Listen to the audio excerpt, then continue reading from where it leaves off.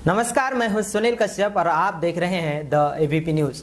Lockdown का 3 चरण समाप्त हो चुका है और अब चौथा चरण लागू है, जिसमें आर्थिक व्यवस्था सुधारने काफी रियायतें दी गई है और समय सीमा के अंदर लगभग सभी दुकानों को नियमों के साथ खोलने की अनुमति दे दी गई है। पर 50 दिनों से अधिक के लॉकडाउन ने पूरे देश के साथ ही बस्तर में भी अर्थव्यवस्था की कमर तोड़ कर रख दी है।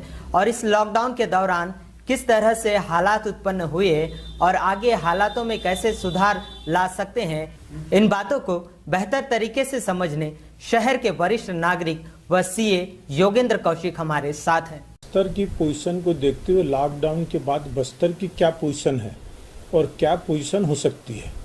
बस्तर में उद्योग दो ही तरह के उद्योग है, एक तो ज़मीन के ऊपर और दूसरा ज़मीन के नीचे। नीचे मतलब माइनिंग, क्रेशर मशीन माइनिंग या एनएमडीसी को ले लीजिए, और ऊपर में फॉरेस्ट प्रोड्यूस ले लीजिए, इमली, मिर्च। लॉकडाउन के बाद यह काम क्रेशर नीचे का काम भी रुका हुआ है और ऊपर जहाँ जो गांव से जो प्रोडक्शन फॉरेस्ट प्रोड्यूस जो आता था उसका भी प्रॉपर निकलना और प्रॉपर सेल नहीं हो पा रहा है। तो बस्तर की पैसे यदि लोकल की दृष्टि से देखा जाए तो फॉरेस्ट प्रोड्यूस और क्रेशर माइनिंग से ही कनेक्टेड है। यह काम पूरी तरह से रुक गया है जब तक कि निर्माण काम चालू। और दूसरा पोजीशन लेना गवर्नमेंट की एड और गवर्नमेंट की पैसा, लोकल ये और दूसरा गवर्नमेंट की पैसा, ये दो चीज़ जो है और दोनों रुका हुआ है। गवर्नमेंट का भी काम रेवेन्यू नहीं आने के कारण गवर्नमेंट का भी काम रुका हुआ है और लोकल एरिया में जो पैसे लोगों के पास आना चाहिए, गांव वालों को, वनवासियों को पैसा मिलता है सेल होने से। फॉरेस्ट प्रोड्यूस वो सेल करते हैं, मंडी में सेल करते हैं, वह पैसा व्यापारियों के पास आता है, व्यापारी ऊपर तक के भेजता है। तो यह काम जिस लेवल पे अच्छे से इमली और महुआ मिर्ची का जो काम यहाँ होना चाहिए था वह काम रुका हुआ है।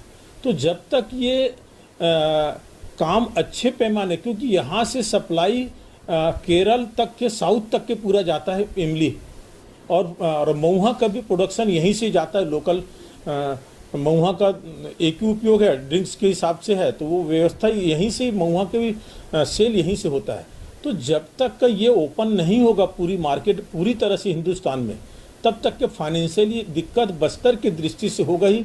निर्माण काम रुका हुआ है, गवर्नमेंट के पास भी पैसा नहीं है, रेवेन्यू आ नहीं रहा है, और गिट्टी क्रेशर वालों की भी हालत ख़राब है। तो जब तक कि यह चीज़ गवर्नमेंट सोचे और इसको बड़े पैमाने पे निर्माण काम और फॉरेस्ट का काम, वनवासियों को काम मिलना चाहिए, उसको जब तक के ध्यान नहीं देंगे तब तक पैसे की दिक्कत लोगों के पास रहेगी।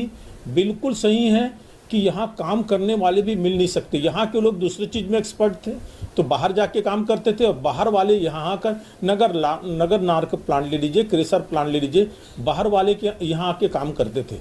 अब मजदूर या काम करने वाले शिक्षित अशिक्षित हो सब बाहर जाने लगे हैं। तो अपने को लोकल लोगों को ही प्रशिक्षित करना पड़ेगा और लोकल लोगों से ही काम करना पड़ेगा। जो एक बार जा चुके हैं यहाँ से, वह उनको आने में साल 6 महीने से ज़्यादा ही लगेगा, 2-4 महीने में नहीं आने वाले हैं। तो उतना टाइम तो लगेगा। इस चीज़ को ध्यान देकर हमको लोकल लोगों को प्रशिक्षित करना पड़ेगा और लोकल लेवल पे ही इसकी इंडस्ट्री डालकर, चाहे इमली का प्लांट हो या मक्के का प्लांट हो, मक्के का भी मेन ये है यहाँ, तो यहाँ डालकर यहाँ से ही सेल करने से ही अर्थव्यवस्था बस्तर संभाग को सुदृढ़ होगा। करोड़ों रुपए, करोड़ों अरबों की अर्थव्यवस्था रुकी हुई है। किसी चीज़ के कोई धंधा नहीं है, चाहे कपड़ा मार्केट, क्रेशर मार्केट, इमली की है, जितने भी फॉरेस्ट प्रोड्यूस है, टोटल फॉरेस्ट प्रोड्यूस और क्रेशर का और माइनिंग का होल इंडिया में देखा जाए तो बस्तर संभाग जड़ है, यहीं से ही जाता है पूरा, और पूरी काम ठप की पोजीशन पे है। लोडिंग अनलोडिंग टोटल इसी बिजनेस पे ही यहाँ का बिजनेस रुका हुआ है।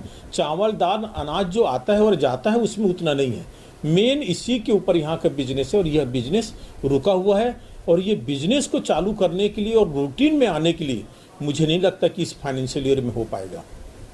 यह पूरा 8-9 महीना जाएगा और ये पोजीशन भी हमको जाकर जुलाई अगस्त में पोजीशन पता लग पाएगा कि क्या पोजीशन हो सकती है बस्तर की और हिंदुस्तान की।